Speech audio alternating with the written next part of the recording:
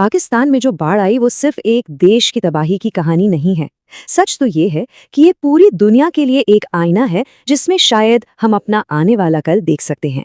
चलिए समझते हैं कि ये विनाशकारी आपदा आखिर है क्या। ये सिर्फ शब्द नहीं है, ये वो भयानक हकीकत है जिसका सामना लाखों लोग हर पल कर रहे हैं। ये कोई आम प्राकृतिक आपदा नहीं, ये तो पानी और सांसों के बीच की एक असली जंग है। तो ये तबाही आई कैसे? आखिर कुदरत का वो कौन सा रूप था जिसने सब कुछ तहस नहस कर दिया? जरा सोच कर देखिए, नॉर्मल से कई गुना ज्यादा बारिश, वो भी हफ्तों तक लगातार। ये सिर्फ बाढ़ नहीं थी, ये तो जैसे आसमान से एक न रुकने वाला सैलाब बरस रहा था।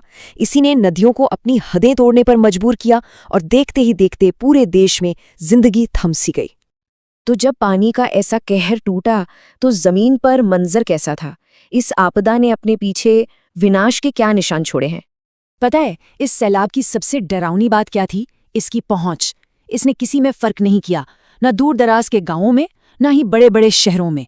पानी ने सबको एक बराबर कर दिया और हर जगह सिर्फ तबाही मचाई। ये सिर्फ पानी का आना नहीं था, ये तो जिंदगी का पूरा ताना बाना टूटने जैसा था।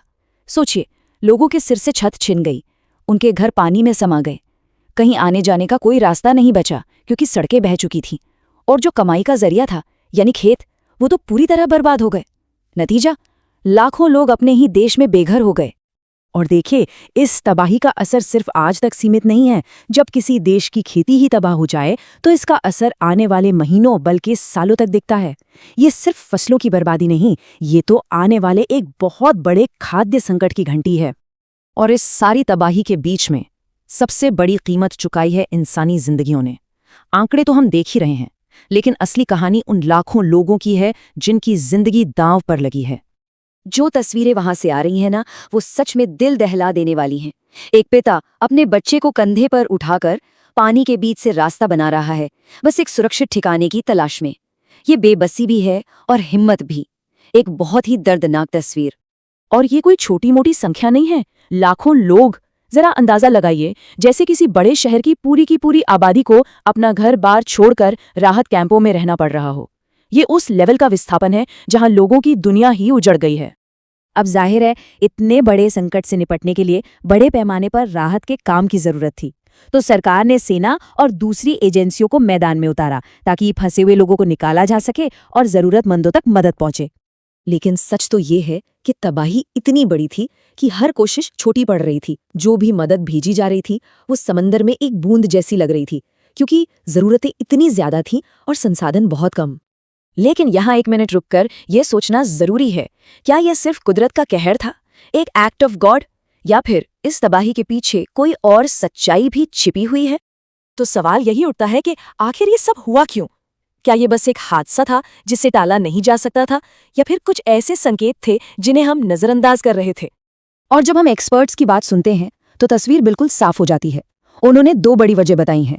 पहली, क्लाइमेट चेंज, जिसने मॉनसून को इतना ज्यादा अनप्रेडिक्टेबल और खतरनाक बना दिया। और दूसरी, हमारी अपनी गलतियां, हमारी लापरवाह नीतियां, जैसे नदी के रास्ते में कंस्ट्रक्शन करना, जंगलों को काटना।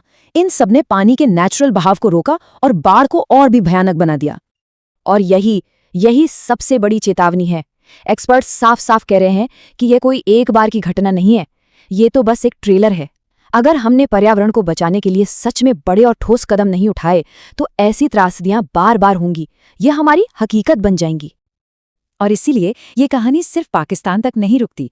जो वहां हो रहा है वो पूरी दुनिया के लिए एक बहुत बड़ी चेतावनी है। बाढ़ में फंसे लोगों की पुकार बस इन दो शब्दों में सिमट जाती है, हमें बचा लो। ये सिर्फ एक मदद की गुहार नहीं है, ये उस दर्द और बेबसी का निचोड़ है जिसे वो हर पल झेल रहे हैं।